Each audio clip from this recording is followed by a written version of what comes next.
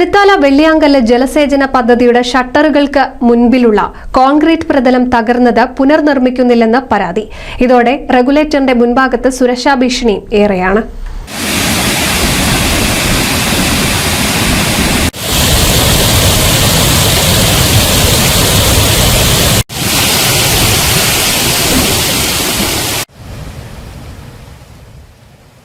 മഴ ശക്തമായതോടെ ഭാരതപ്പുഴയിൽ ഒഴുക്ക് ശക്തമായിരുന്നു.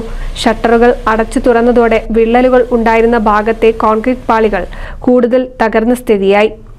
8 വർഷങ്ങൾക്ക് മുൻപാണ് ആദ്യമായി വിള്ളൽ സംഭവിച്ചത്. ഈ ഭാഗത്ത് വകുപ്പുദ്യോഗസ്ഥർ സ്ഥലത്തെത്തി പരിശോധന നടത്തി പ്രശ്നം പരിഹരിച്ചു.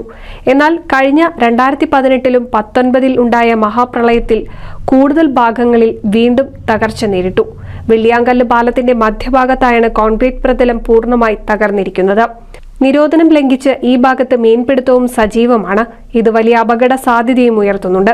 റെഗുലേറ്ററിന്റെ കോൺക്രീറ്റ് പ്രതലം തകർച്ച നേരിട്ടതോടെ പാലത്തിന് സുരക്ഷാ ഭീഷണിയുണ്ടെന്ന റിപ്പോർട്ടുകളും പുറത്തുവന്നിരുന്നു. വർഷങ്ങൾ പിന്നിട്ടിട്ടും അധികൃതർ പുനർനിർമ്മാണ പ്രവൃത്തികൾ പൂർണ്ണമാക്കാത്തതിൽ വെള്ളിയാങ്കല്ല് സംരക്ഷണ സമിതി ഉൾപ്പെടെ ഉള്ള സംഘടനകളും പ്രതിഷേധവുമായി രംഗത്തെത്തി. അതേസമയം വെള്ളിയാങ്കല്ല് യജ്ഞേശ്വരം ക്ഷേത്ര പരിസരത്തെ പാർശ്വഭിത്തികൾ വീണ്ടും അടർന്ന് പുഴയിലേക്ക് പതിച്ചിരുന്നു.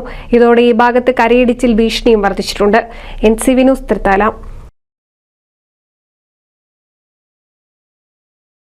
ഓണത്തെ വരവേറ്റ് എടപ്പാൾ ബ്യൂട്ടി സിൽക്സ്. ഓഗസ്റ്റ് 20 മുതൽ സെപ്റ്റംബർ 30 വരെ ബ്യൂട്ടി സിൽക്സ് മിന്നിച്ചോണം.